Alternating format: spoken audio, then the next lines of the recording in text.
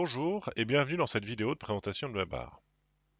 Aujourd'hui, nous allons voir ensemble comment identifier les liens qu'obtiennent nos concurrents et surtout regarder comment en tirer le meilleur parti.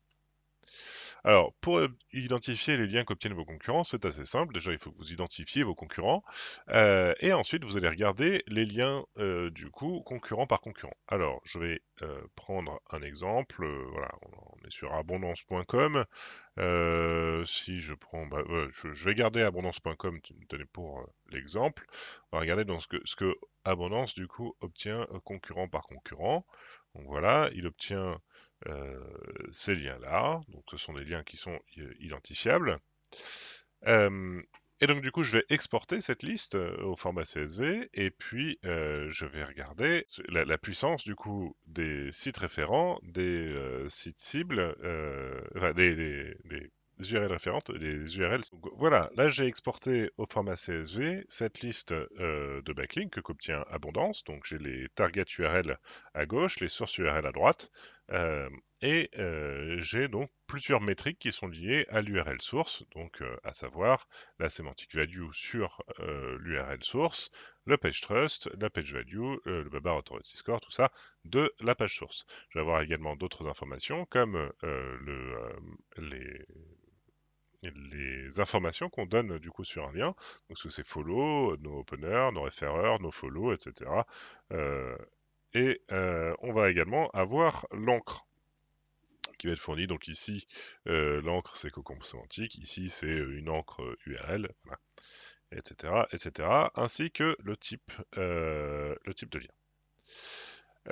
Une fois du coup que je récupère cette liste de liens, je vais commencer à regarder donc commencer à faire peut-être un petit tri dans la semantic value de chacun de ces liens et dans le Babar Authority Score également. Enfin, je vais faire un petit peu un tri pour filtrer ceux qui m'intéressent. Donc voilà, moi ce que je vais faire, c'est que je vais faire un filtre ici en disant voilà la semantic value doit être supérieur, hop, à, on va dire 50. Voilà, hop. Voilà, c'est complètement arbitraire, hein, mais ça me permet de filtrer déjà quelques backlinks. Et ensuite, je vais dire, ben voilà, mais je veux également des URL sources qui ont un trust, allez, on va dire supérieur, hop, hop, hop, supérieur à 30. Allez, hop. Voilà, donc là on a déjà un petit filtre qui se met en place. Je peux voir donc du coup pas mal de backlinks intéressants. Je vois qu'il y a pas mal de réacteurs, etc. Et donc là du coup, je peux commencer à euh, récupérer de l'information. Alors, ce que je vais faire, c'est que donc je vais prendre les sources et les cibles. Je vais rentrer ça du coup dans l'outil de force induite. Alors, comment j'accède à l'outil de force induite? C'est ici dans l'entrée netlinking. Je clique sur force induite et allez, je vais regarder ça. Hop, je vais en prendre quelques-uns en source. Hop, et quelques-uns en cible du coup. Je peux faire jusqu'à 100 liens, je peux mettre jusqu'à 100 liens en source, 20 liens en cible, ça fait à peu près 2000 comparaisons, c'est déjà pas mal. Alors hop, je clique là-dessus et du coup, je peux checker, je peux voir une liste qui va comparer donc toutes les sources et toutes les cibles. Alors, effectivement, là comme ça, c'est peut-être pas idéal parce que du coup, je vais également comparer des liens qui ne sont pas faits les uns vers les autres.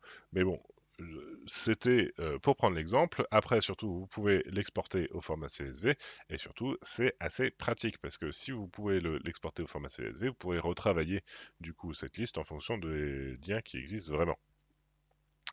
Donc ce faisant déjà, vous avez réussi à obtenir la liste des liens que vos concurrents obtiennent et vous avez pu ainsi prioriser cette liste en la rapportant avec ceux qui leur apportent le plus d'autorité.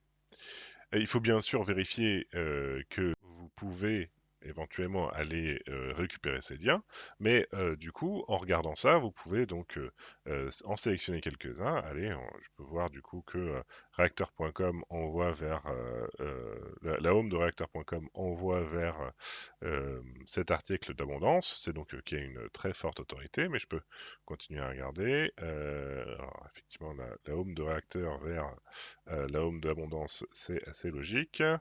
Voilà, Pharmaceo, hop, ça reste aussi logique. Dans ce contexte, c'est plutôt quelque chose d'assez classique. Là, je vois promouvoir référencement Wix qui envoie vers abondance, phishing de l'indexation erronée, les dérives du DMCA. Ben, écoutez, ça fait partie du coup des liens qui peuvent être intéressants. Donc évidemment, il faut aller regarder le contenu de chacune des pages pour voir, pour vérifier que c'est quelque chose que vous pouvez adresser. Mais vous pouvez éventuellement aller contacter promouvoir.com et demander si vous pouvez obtenir un backlink.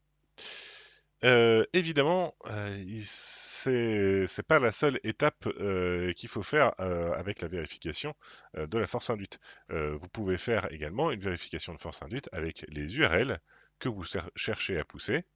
Et donc du coup, au lieu du coup de mettre les URL cibles, les URL target du coup que votre concurrent obtient, vous pouvez essayer d'aller rajouter du coup les URL que vous cherchez à pousser pour essayer d'obtenir des backlinks qui vont vous apporter une grosse force induite.